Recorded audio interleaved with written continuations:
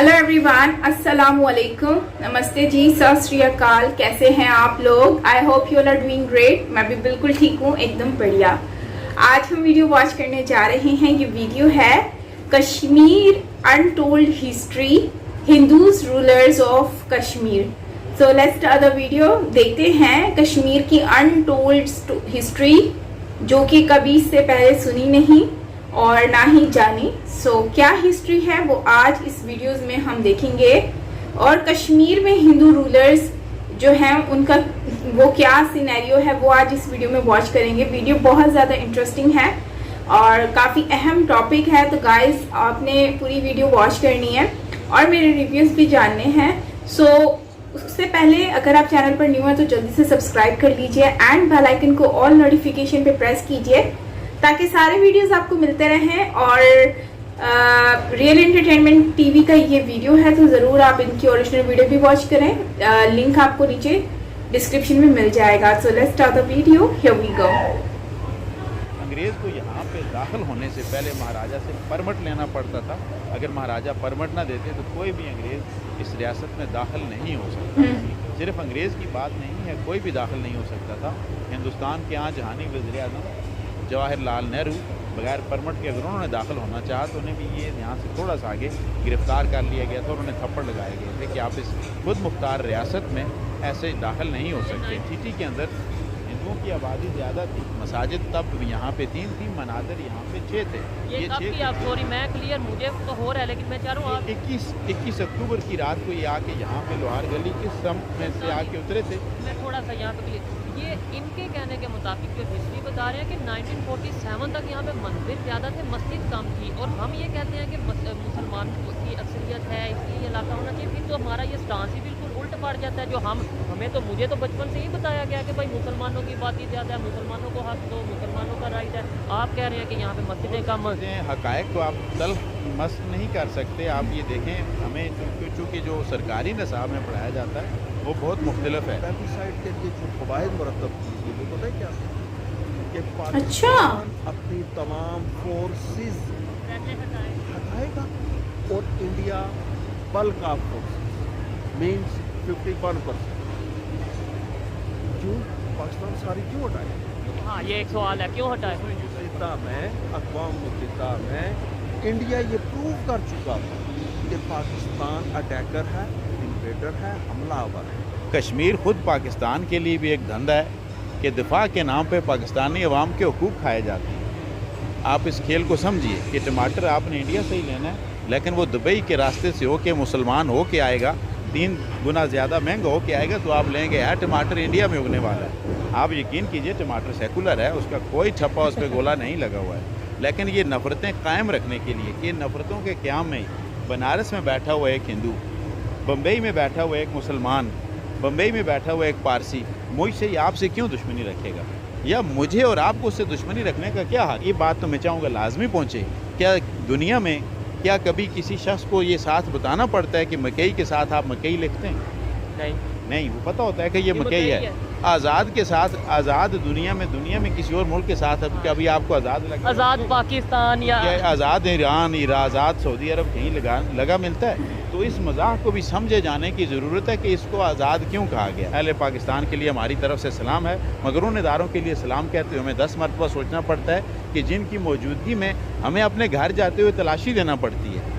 हमें पाकिस्तान में तो कभी कहीं तलाशी नहीं देना पड़ती, कहीं शनाख्ती कार्ड नहीं दिखाना पड़ता, लेकिन मैं नीलम में रहता हूँ, मुझे वहाँ जाते हुए शनाख्ती कार्ड दिखा के जाना पड़ता है। तो अगर चीचू की मलियाँ का एक खोजी मुझसे शनाख्त मेरे घर में जाते हुए तलब करेगा तो शायद मुझसे बहुत मोहब्बत की तवक्को ना रखे। लेकिन जो इनसे बात की है, गुफ्तगू की है, बहुत से इंटरव्यूज़ मैंने किए पाकिस्तान के मुख्तलिफ, सिंध में मैं गया, कराची में मैं गया, मैं पेशावर में इंटरव्यू किए, मैंने लाहौर में बहुत से इंटरव्यूज़ किए और बहुत एजुकेटेड लोगों के साथ बात की। लेकिन हिस्ट्री के हवाले से अगर ख़ास तौर पे कश्मीर की हिस्ट्री के हवाले से बात करें तो मैं समझता हूँ मेरा अब तक का बेस्ट इंटरव्यू ये रहा है।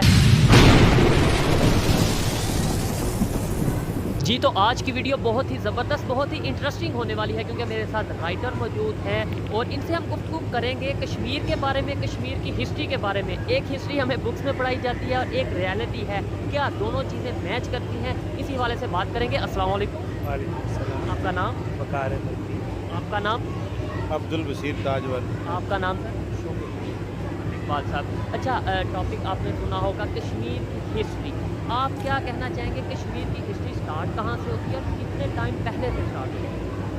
कश्मीर की हिस्ट्री पे अगर बात करते हैं तो जब से पूरा ज़मीन बना है तो कश्मीर तो तब से मौजूद है, लेकिन इसको यहाँ कब से मिला, इंसानी आबादी कब से शुरू हुई और उसकी तारीख जो रिकॉर्ड का हिस्सा है वो कब से है, तो वो तकरीबन 5000 साल से मौजूद है।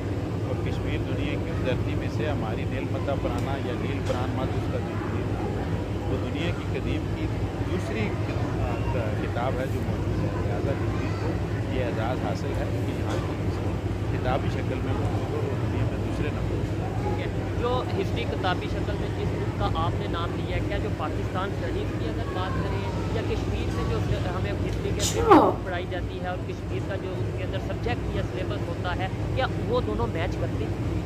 इसमें एक चीज़ जो नहायत बड़ी गलती कर ली जानी चाहिए कि ये एक रियासत है। इस रियासत के 3 बड़े सूबे हैं। उस रियासत के 3 सूबों में से एक सूबा जम्मू है, एक सूबा कश्मीर है और एक सूबा अक्साए चिन है, ठीक है। और तीसरा सूबा उसी को लद्दाख का नाम भी दिया गया। गिलगित बल्तिस्तान वगैरह भी उसी में आती है, उसी में आता है। और दूसरा ऐसा है जम्मू का कैपिटल जम्मू, और तीसरा सूबा जो है वो कश्मीर की आबादी है जिसे कहा जाता है, और उसका कैपिटल श्रीनगर है। तो ये पूरी रियासत की हम बात कर रहे हैं, ये पूरी रियासत का ये केस है और ये मुख्तलिफ हिस्से मुख्तलिफ अखबार में अलग अलग रहे हैं, लेकिन हम उस वहादत को मानते हैं जिसको डोगरा महाराजा ने इसको 101 साल तक इकट्ठे रखा और एक महज़ब रियासत की शक्ल दी। और रियासत की तारीफ पे उतरने वाली अगर रियासत है हम उन्हीं 101 साल को। ठीक है, किसी भी रियासत को या किसी भी एरिए को अगर देखा जाता है, उसकी हिस्ट्री को देखा जाता है, तो उसमें मज़हब का भी एक एलिमेंट होता है कि पहले यहाँ पे मुसलमान थे, हिंदू थे, सिख थे, वॉटेवर जो भी थे। आप बताएं, आपने बोला 5000 साल पहले की हिस्ट्री है या 6000 साल पहले की हिस्ट्री है। सबसे पहले जो आपने बोला है कश्मीर की हिस्ट्री के सेटिंग का, उसके अंदर सबसे पहले यहाँ पे कौन सा मज़हब आया या कौन से मज़हब ने यहाँ पे अपना?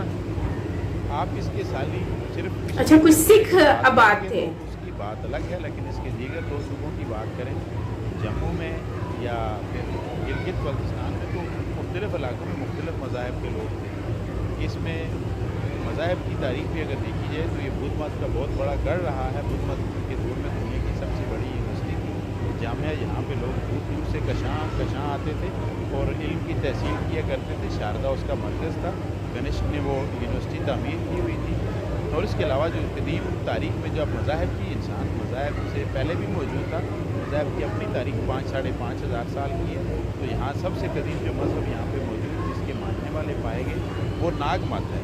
उसी की एक शक्ल हिंदू मत हमारे पास मौजूद था और फिर उसके हिंदुइज़्म, हाँ उसी की एक शक्ल नाग मत की सिर्फ नाग देवता के पुजारी थे। दर्द कौम यहाँ पे आबाद थी, उनकी अपने रसूम व अकायद थे और इस तरह मुख्तलिफ कौमें आती और जाती रही हैं। और उसके बाद फिर ये है कि बुद्ध हिस्ट्री यहाँ पे आई, बुद्ध का बहुत बड़ा तालीमी मरकज़ यहाँ पे मौजूद था और दोबारा से यहाँ पे हिंदू मत का गलबा हुआ और उसके बाद फिर इस्लाम आ गया और इस्लाम ने यहाँ पे अक्सरियत हासिल कर ली कश्मीर के।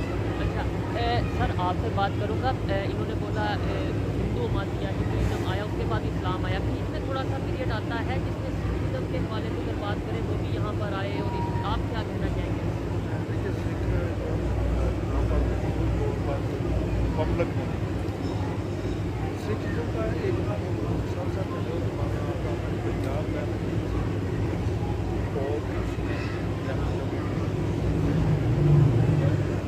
और उसके तवस्सुल से कुछ लोग यहाँ आते हैं और वो बरात जाती है। यहाँ के मुकामी सिख हुए वो तादाद ना होती है, तो जो मुकामी जो मतलब है उसमें सिख एलिमेंट बहुत कम है। तो वो एक ऐसा अरसा है जो और उसी के तवज्जो से जब महाराजा गुलाब सिंह वो भी गवर्नर था और उसी ने फिर के बाद सियासत को तरतीब दी और एक मायदे के तहत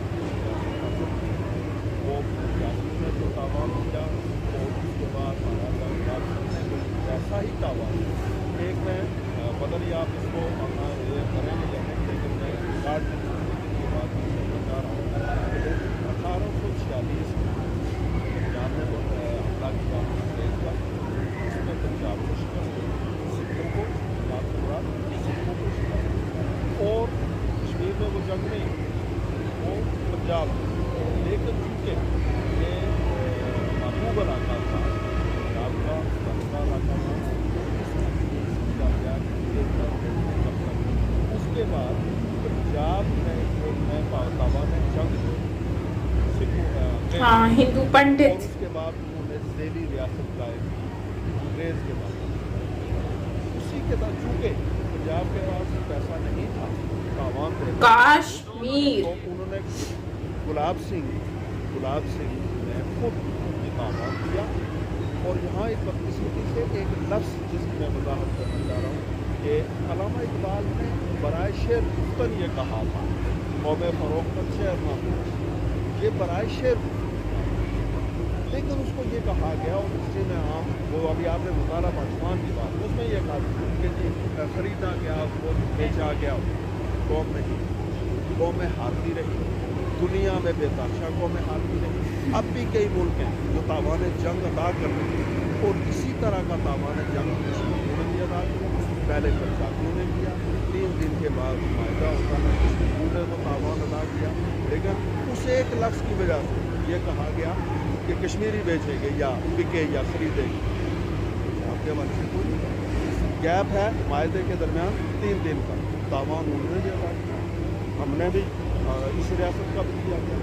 और इसमें एक इलाका जो चंबा हज़ारा और ये मर्री वगैरह का इलाका है, इसका तावान नहीं दिया जा सकता। ये डायरेक्ट 47 तक अंग्रेज़ की अमलदारी में एबट मर्री उन्होंने डेवलप किया, ये डायरेक्ट 47 तक अंग्रेज़ की अमलदारी में, तो ये कश्मीर का हिस्सा है, लेकिन तावान जंग पैसा पड़ा या देना पड़ा। ये बताएं, हिंदू पंडितों का बड़ा यहाँ पे नाम आता है, कश्मीर के नाम से वो कहते हैं जी। ये भी अगर हिस्ट्री की बात करें तो ये जो कश्मीर है ये ठीक है, क्या कहना चाहेंगे कि जो इनकी जो बकाया वाक़यात हैं या जो उनके मंदिर होते हैं यहाँ, इनके या सिखों की बात करें उनके यहाँ पे गुरुद्वारे होते हैं, क्या वो मौजूद हैं? बिल्कुल, ये हमारे बिल्कुल सामने ये मंदिर है या वो गुरुद्वारा है? ये मंदिर है, ये यहाँ पे मंदिर है मुजफ्फराबाद में। अच्छा। मंदिर मौजूद थे जब तकसीम हो गई सोना 1947। तो हम तो खुद तकसीम का ऐसा नहीं थे कि इस रियासत के लोग खुद मुख्तार रहना चाहते थे, लेकिन उनके साथ भी एक विश्वासघात किया गया, अच्छा, उनके साथ खिलवाड़ किया गया और अचानक कबायली दरअंदाज यहाँ पर आए, जिन्हें KPK की गवर्नमेंट को बचाने के लिए घुमा कर इस तरफ भेजा गया था, बरगला कर इस तरफ लाया गया था। वो किसने भेजा था? ओहो। थोड़ा बताएं। ये तो बहुत ज़रूरी चीज़, अगर आप ये सुनेंगे तो मुझे बहुत खुशी होगी। मोहम्मद अली जिन्नाह कायद-ए-आज़म पाकिस्तान के, उन्होंने KP मौजूदा और उस दौर के सरहद सूबे की मुंतखब हुकूमत को चलता कर दिया था। मुंतखब हुकूमत गफ़ार खान की, उन्होंने इक़्तिदार में आते ही गफ़ार खान की हुकूमत को चलता कर दिया और एक कश्मीरी को वहाँ पर उनका वज़ीर आला नामज़द कर दिया। तो पख्तून कौम भी एक गैरतमंद कौम है, उन्हें किसी भी कश्मीरी का खुद पे हाकिम होना किसी सूरत में गवारा नहीं था, जिस बुनियाद पे उन्होंने एक शोरश बर्पा कर दी। और खान अब्दुल क़य्यूम खान जो बारामूला के रहने वाले थे, मुजफ्फराबाद में ये सास प्लेट है, यहाँ पे भी उनके घर मौजूद था। तो इस बुनियाद पे उन्होंने जब उनकी हुकूमत के ख़िलाफ़, जो गैर मुंतखब हुकूमत है, जो ऊपर से नामज़द करदा हुकूमत है, उसके ख़िलाफ़ बगावत शुरू की, तो उस बगावत को दूर करने के लिए सिकंदर मिर्ज़ा से मदद मांगी गई। सिकंदर मिर्ज़ा तब कैबिनेट भी इनमें थे। उन्होंने अपने दोस्त खुर्शीद अनवर को भेजा, जो वहाँ पे गए, कवालियों को बताया कि वहाँ पे काफ़ी सोना है, चांदी है और दौलत के अंबार हैं। कश्मीर क्योंकि एक खुद मुख्तार रियासत रही, यहाँ पे अंग्रेज़ की बराह रास्त अमलदारी नहीं थी। अंग्रेज़ को यहाँ पे दाखिल होने से पहले महाराजा से परमिट लेना पड़ता था। अगर महाराजा परमिट ना देते तो कोई भी अंग्रेज़ इस रियासत में दाखिल नहीं हो सकता था। सिर्फ अंग्रेज़ की बात नहीं है, कोई भी दाखिल नहीं हो सकता था। हिंदुस्तान के यहाँ जहानी वज़ीर आज़म जवाहरलाल नेहरू बगैर परमिट के अगर उन्होंने दाखिल होना चाहा तो उन्हें भी ये यहाँ से थोड़ा सा आगे गिरफ़्तार कर लिया गया था और उन्हें थप्पड़ लगाए गए थे कि आप इस खुद मुख्तार रियासत में ऐसे दाखिल नहीं हो सकते। 1947 की बात यह है कि ये खुद मुख्तार रियासत की और इसका स्टेटस बाकी रियासतों से बिल्कुल मुख्तलिफ था। मोहम्मद अली जिन्नाह इस रियासत के महाराजा के लीगल एडवाइज़र थे, यानी एक लिहाज से आप उन्हें मुलाज़म कह सकते हैं ये इतने बड़े अच्छा। आदमी थे। और जो हिंदुस्तान में 562 रियासतें थी जिनको प्रिंसली स्टेट्स कहा जाता है, उनका अपना एक वफाक था और उस वफाक का सरबराह भी महाराजा हरि सिंह थे। ये उन 562 रियासतों में तो अच्छा, वो कंट्रीब्यूट करते थे अपनी तरफ से। खान के खिलाफ वहाँ पे बगावत कर रहे थे, उनका रुख फेर कर इस तरफ कर दिया गया। वो यहाँ पे आए, उन्होंने कत्लेआम किया। क्या मुसलमान क्या सिख, उन्होंने किसी को मुआफ़ नहीं किया। ये पिछले अरसे में BBC ने एक खातून पे प्रोग्राम किया था जिस मुसलमान खातून को उस अरसे में उठा के ले गए थे। तब वहाँ सिटी के अंदर हिंदुओं की आबादी ज़्यादा थी, मसाजिद तब यहाँ पे 3 मनाजिर, यहाँ पे 6 थे। ये कब की आप स्टोरी, मैं क्लियर मुझे तो हो रहा है, लेकिन मैं चाह रहा हूँ आप 21 अक्टूबर की रात को ये आके यहाँ पे लोहार गली के सब में से आके उतरे थे। मैं थोड़ा सा यहाँ पे क्लियर, ये इनके कहने के मुताबिक जो हिस्ट्री बता रहे हैं कि 1947 तक यहाँ पे मंदिर ज़्यादा थे, मस्जिद कम थी, और हम ये कहते हैं कि मुसलमानों की अक्सरियत है इसलिए ये इलाका होना चाहिए। फिर तो हमारा ये स्टांस ही बिल्कुल उल्ट पड़ जाता है। जो हमें तो मुझे तो बचपन से ही बताया गया कि भाई मुसलमानों की आबादी ज़्यादा है, मुसलमानों को हक दो, मुसलमानों का राइट है। आप कह रहे हैं कि यहाँ पे मस्जिदें कम हैं। हक़ाइक़ को आप तल्ख़ मस नहीं कर सकते। आप ये देखें, हमें चूँकि जो सरकारी निसाब में पढ़ाया जाता है वो बहुत मुख्तलिफ है।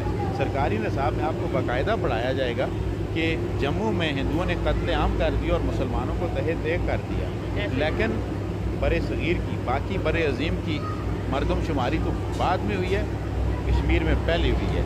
वहाँ पे असम्बली 1936 में बनी है, यहाँ पे 1934 में अवाम को हुकूक दिए गए और यहाँ पे असम्बली पहले आई है। जब पंजाब यूनिवर्सिटी बन सकी थी तो पूरे पंजाब से 2 लाख फंड इकट्ठा हो सका था, तो महाराजा ने उसमें 10 लाख की डोनेशन दी। हाँ, मेरे ज़हन में भी ये बात आ रही है फुल कि फंड से, क्यों। हालांकि वो पूरे हिंदुस्तान की फूड बास्केट करार पाता था पंजाब, लेकिन उससे इतना ज़्यादा महाराजा इतना तालीम परवर शख्स था तो इसका ठीक ठाक कंट्रीब्यूशन था।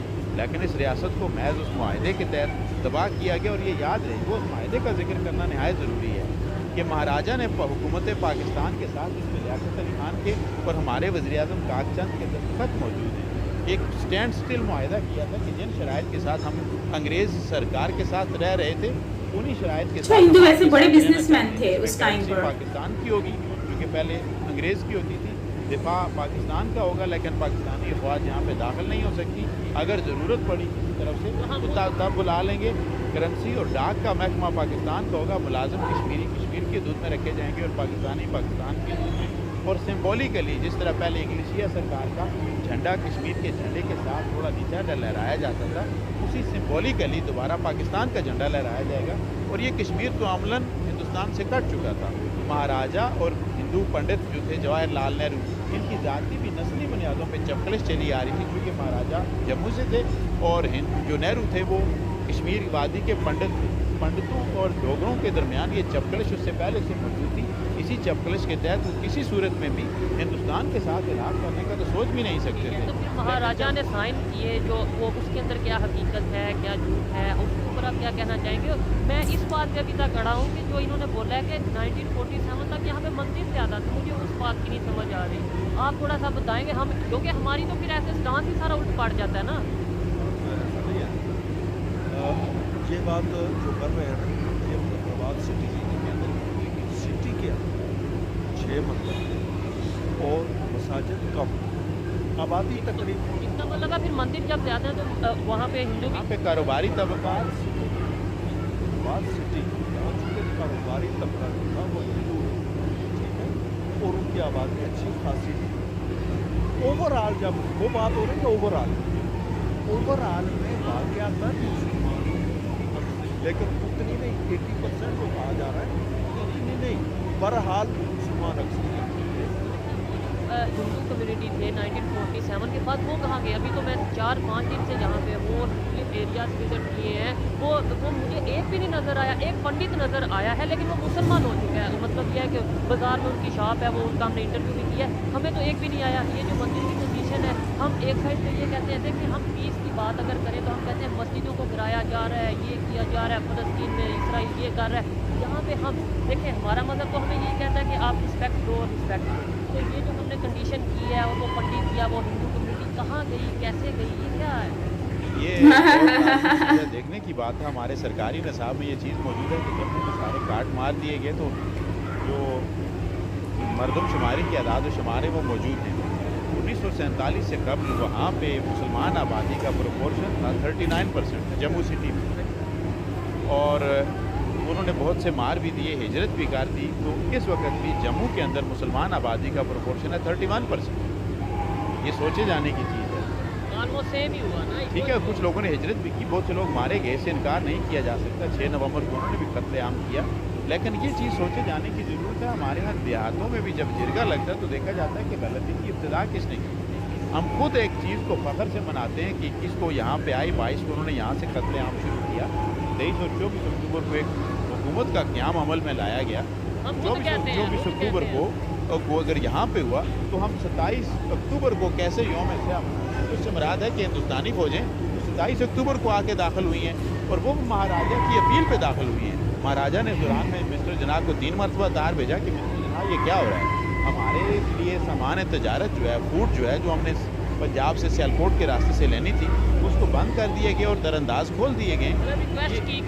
नहीं, हमारे दरमियान एक मुआहदा मौजूद है, एक मुआहदा मौजूद है जिसको उसके ऊपर रिक्वेस्ट की गई कि आप अपने मुआहदे पे कायम नहीं रह रहे, ये क्या हो रहा है? 3 दफ़ा में आप बलवाई हमारी रियासत में घुस रहे हैं, तो ऐसा क्यों हो रहा है? तो इसकी तरफ से जना तक तो ये तार पहुंचने नहीं दिया गया। कारीगर दौर में भी मौजूद थे, तो जब उसके पास कोई बस नहीं चला तो वो श्रीनगर से भाग के जम्मू गया और वहाँ पे वही पंडित नेहरू जिसे उसने थप्पड़ लगवाए थे अपनी रियासत में बिला इजाज़त दाखिल होने पर, उसी पंडित नेहरू के आगे उसे झुकना पड़ा। और ये झुकाने पे मजबूर करने वाले कौन थे?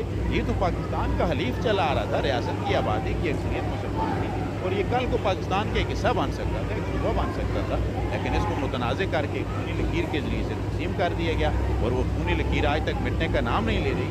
और उन्होंने जब इल्हाक़ की बात की तो हिंदुस्तान ने कहा तब भी कि हम बिला वजह तो मुदाखलत नहीं कर सकते, हमारी आपके दरमियान कोई कानूनी दस्तावेज़ मौजूद नहीं है कि जिसकी बुनियाद पर हम इस इलाके में अपनी फौज को भेज सकें, क्योंकि ज़मीनी रास्ता पठानकोट के रास्ते से भी तब नहीं था। उनके पास सिर्फ एक ही चीज़ थी कि वो ट्रूपर्स को अपने उतारें। उन्होंने दस्ते उतारे अपने हवाई जहाज़ों के ज़रिए से, और जब वो जहाज़ों के ज़रिए से दस्ते आ गए थे तो कबायली को उन्होंने मार के भगाया। तो हम कहते हैं कि अच्छा तब उस टाइम पे हम कहते हैं कि इंडिया ने आके फौजें उतार दी, कब्जा कर लिया उस टाइम पे, यानी जो उससे पिछला टाइम है जो पाकिस्तान ने आके उसमें किया या पाकिस्तान की फोर्सेस ने किया, वो हम बीच में से एडमिट कर दें।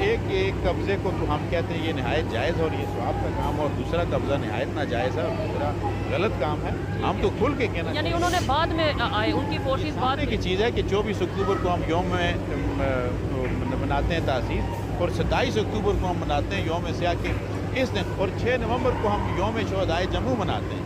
24 अक्टूबर के बाद 6 नवंबर आता है कि इधर से कत्लेआम किए हुए पठानों के काटे हुए लोग वहाँ पे जाके पहुँचे, तो वहाँ पे बलवाइयों ने जवाब की इंतजामी कार्रवाई के तौर पर वहाँ से मुसलमानों को काट के भेजा। वो भी पहले यहाँ के महाराजा ने वहाँ पर जो आपने बोला कि साइन किया तो वो आए, अदरवाइज मौजूद है। इस मुआहिदा कायमा पे जानबूझ के बात नहीं करनी दी जाती।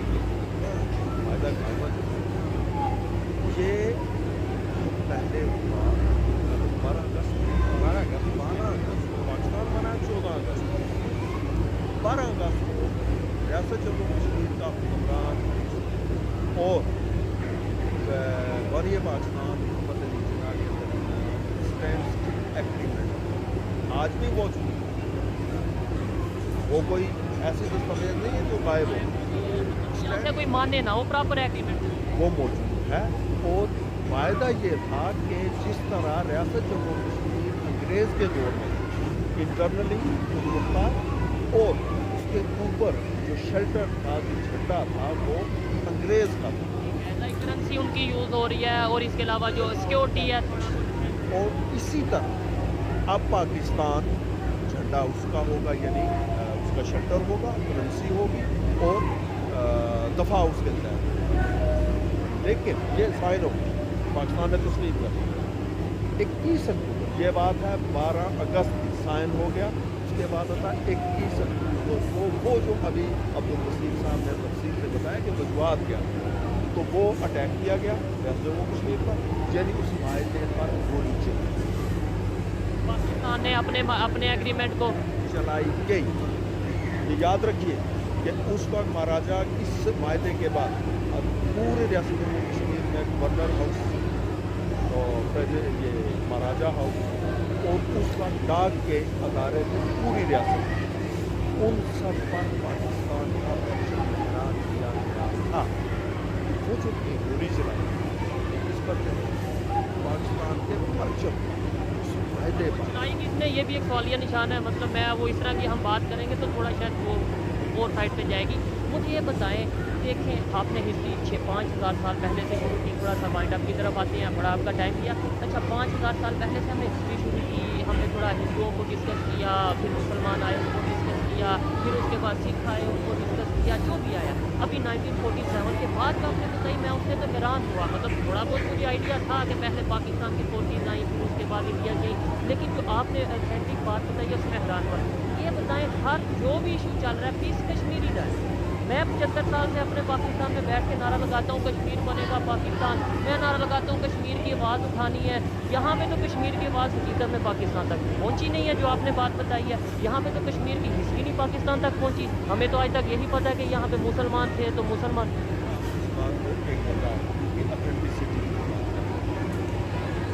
की करारदाद है, की बात आपने सुनी? कभी किसी ने वो करारदाद पढ़ी? खुद उसके ऊपर स्टडी किया। उसकी जो लास्ट करारदाद जिसके बारे में सवाल राय की बात है, प्लेबिसाइड की जो बात है, प्लेबिसाइड के लिए जो कवायद मरतब की वो पता ही क्या कि पाकिस्तान अपनी तमाम फोर्सेस हटाएगा और India bulk of forces means 51%।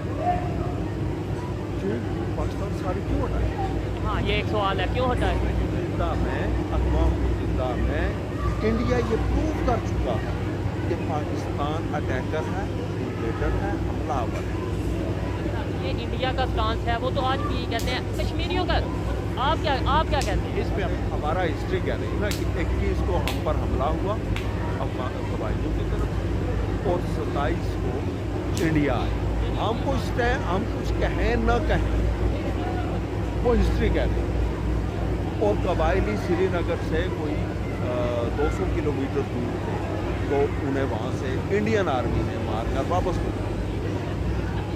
इसी वजह से भी यही कहा जाता होगा कि भाई पाकिस्तान का कश्मीर बनता है कि जी हमने पहले कब्जा कर लिया। तो शायद ये भी स्टांस में भी कुछ लोगों को, वैसे तो हम जब ब्रॉडर पर्सपेक्टिव से देखें तो हमें सब चीज़ नज़र आ रही है, सब जो सीनरी है नज़र आ रही है, लेकिन कुछ लोगों को जिनकी स्टूडेंट्स कह रहे हैं, जिनका दिमाग थोड़ा लेवल पे नहीं सोचना, ये शायद कह दिया जाता है हमारी आर्मी पहले चली गई थी तो इसलिए भी हमारा हुआ। आर्मी देखें, पंजाब में अगर KPK की सरहद की फौज को सही बात है, कोई अहले पंजाब में से गैरतमंद शख्स उसको KPK कहने देगा? क्या बलूचिस्तान में सिंध की फौज घुस आए और तो क्या कोई गैरतमंद बलोची उसको सिंध कहने देगा? क्या ईरान के कुछ लोग आके पाकिस्तान पे कब्जा कर लें तो क्या पाकिस्तानी अपनी शिनाख्त को बचाने को क्या वो कहेंगे, नारा लगाएंगे कि पाकिस्तान बनेगा ईरान? हर शख्स की अपनी शिनाख्त है, उसकी शिनाख्त के साथ मत छेड़ा जाए, उसके हुकूक के साथ मत छेड़ा जाए। आप जाइए, ये हम लोग की बात नहीं है, 4 की बात नहीं, इस शहर में सर्वे कर लीजिए, आपको पता चल जाएगा कि कितने लोग पाकिस्तान का हिस्सा बनना चाहते हैं और कितने लोग पाकिस्तान का हिस्सा नहीं बनना चाहते।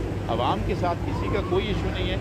मोहब्बत करते हैं पाकिस्तान के अवाम में और कश्मीर के अवाम में कोई फ़र्क नहीं है। ये तो सदियों से साथ रहने वाले लोग हैं, ज़मीन पे खींची हुई कोई लकीरें इन्हें दूर नहीं कर सकती। पाकिस्तान के अवाम के साथ तो हमारी मोहब्बत अटूट है, अटल है, इसको चैलेंज नहीं किया जा सकता।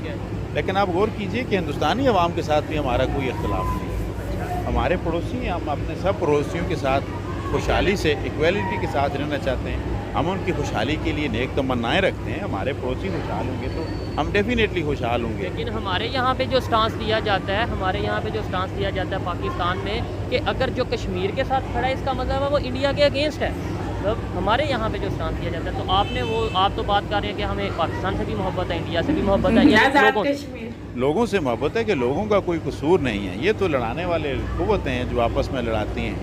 कश्मीर खुद पाकिस्तान के लिए भी एक धंधा है कि दिफा के नाम पे पाकिस्तानी अवाम के हुकूक खाए जाते हैं। आप इस खेल को समझिए कि टमाटर आपने इंडिया से ही लेना है, लेकिन वो दुबई के रास्ते से होके मुसलमान होके आएगा, 3 गुना ज़्यादा महंगा होके आएगा, तो आप लेंगे। है टमाटर इंडिया में उगने वाला है, आप यकीन कीजिए टमाटर सेकुलर है, उसका कोई ठप्पा उस पर गोला नहीं लगा हुआ है। लेकिन ये नफ़रतें कायम रखने के लिए, ये नफ़रतों के क़याम में बनारस में बैठा हुआ एक हिंदू, बम्बई में बैठा हुआ एक मुसलमान, बम्बई में बैठा हुआ एक पारसी मुझसे या आपसे क्यों दुश्मनी रखेगा? या मुझे और आपको उससे दुश्मनी रखने का क्या हक है? कोई नहीं है। ये सिर्फ उन इदारों के सोचने की ज़रूरत है कि जिन्होंने नफ़रतें बोई हैं। यूरोप से हमें सबक सीखना। गाइस यहाँ पर वीडियो एंड होता है। वीडियो में बहुत कुछ डिस्कस किया है हिस्ट्री के बारे में, अनटोल्ड हिस्ट्री के बारे में। वाकई में ही ये बहुत सारी चीज़ें हैं जो पाकिस्तानी नॉर्मल लोग नहीं जानते, क्योंकि हिस्ट्री से रिलेटेड हमें बहुत कुछ बताया जाता है, लेकिन मोस्टली हमें यही बताया गया है कि कश्मीर में जो हिंदू हैं वो कम हैं और मुस्लिम्स जो हैं वो बहुत ही ज़्यादा क्वांटिटी में थे। और पाकिस्तान और इंडिया का बंटवारा भी ऐसे ही हुआ था कि जहाँ पर मुस्लिम्स की तादाद ज़्यादा है वहाँ पर वो पाकिस्तान में शुमार हो जाएगा और वो पार्ट पाकिस्तान का होगा। सेम वैसे ही जहाँ पर हिंदू ज़्यादा हैं वहाँ पर वो हिंदुस्तान का पार्ट हो जाएगा। तो कश्मीर में कहते हैं कि मुस्लिम्स बहुत ज़्यादा क्वांटिटी में थे, जिसकी वजह से कश्मीर का वो पार्ट जो है वो पाकिस्तान के अंडर में आ गया। सो मेरा यहाँ पर एक क्वेश्चन बनता है कि कश्मीर तो कश्मीर है, भले वो इंडिया के पास जो कश्मीर है वो है या पाकिस्तान के पास है। तो मैं यहाँ पर मेरा क्वेश्चन ये है कि फिर अगर हम अक्सरियत के ऊपर बात कर रहे हैं तो फिर कश्मीर जो है जो इंडिया के पास मौजूद है, तो वो कश्मीर में भी तो मुस्लिम ज़्यादा हैं। जहाँ तो मुझे आइडिया है वहाँ पर भी मुस्लिम्स की क्वांटिटी बहुत ज़्यादा है। तो अगर इसी बिना पर जब तकसीम हुई तो फिर कश्मीर जो है वो इंडिया में जो कश्मीर है फिर वो पाकिस्तान में क्यों नहीं आया? ये मेरा एक क्वेश्चन है आप लोगों से। आपने कमेंट सेक्शन में मुझे बताना है कि अगर अक्सरियत के तौर पर पाकिस्तान को सेपरेट बनाया गया, वो पार्ट्स लाए गए पाकिस्तान में, तो फिर इंडिया में भी तो कश्मीर में वही मुस्लिम्स बहुत ज़्यादा थे। और आई थिंक कि लखनऊ में मुस्लिम ज़्यादा हैं जहाँ तक मुझे आइडिया है, शायद मैं गलत भी हो सकती हूँ। तो फिर तो वो भी पाकिस्तान में होना चाहिए था। तो ये लॉजिक मुझे समझ नहीं आई है कि अक्सरियत वाली लॉजिक, ठीक है। अब प्लस दूसरी बात मैं लास्ट में बस यही शेयर करूँगी कि हिस्ट्री बहुत ही गलत बताई गई है। बाकी कश्मीर में नो डाउट मुस्लिम ज़्यादा हैं, तो वहाँ पर बहुत ही ज़्यादा लोगों को रखा गया है, मतलब सेपरेट हुआ। लेकिन मंदिर की बात करें तो कह रहे हैं कि सिटी में मंदिर ज़्यादा थे और मस्जिद कम थी, क्योंकि मैंने जहाँ तक हिस्ट्री रीड की है मुझे पता चला है, मैंने देखा है कि हिंदू जो थे वो बहुत ज़्यादा बिजनेसमैन थे। और पाकिस्तान में जितनी भी हेरिटेज है हमारे पास वो हिंदू से ही जुड़ी हुई हैं और इतनी ज़बरदस्त कोई हिस्ट्री है इनकी। और जितना भी सुना है उनके पीछे यही पता चला कि ये बिजनेसमैन थे, कोई जोधपुर से था, कोई गुजरात से था, कोई कहाँ से था। लेकिन तो इंडिया जो हिंदू हैं वो बहुत ही ज़्यादा मुस्लिम थे और सो हिंदू जो है वो बिजनेसमैन रहे शुरू से ही, अब भी बिजनेसमैन है। और बाकी रही बात पंडित की, तो कश्मीर में ज़्यादातर हमने देखा कि पंडित हुआ करते थे। सिख कम्युनिटी इतनी ज़्यादा नहीं थी और सिख ज़्यादातर पंजाब में ही पाए जाते हैं, लेकिन कश्मीर में आपको हिंदू पंडित बहुत ज़्यादा क्वांटिटी में मिलते हैं। एंड जो है इसके अलावा अगर हम देखें टमाटर की बात करें तो यार वाकई में ही हम चाहते तो टमाटर डायरेक्ट भी बाय कर सकते थे। कितना दूर था, सिर्फ बॉर्डर था ना। हमने सिर्फ लड़ाइयों की वजह से वाया दुबई से हम मंगवा रहे हैं, महंगा पड़ रहा है, लेकिन क्या है कि हमने अपनी अकड़ नहीं छोड़नी है।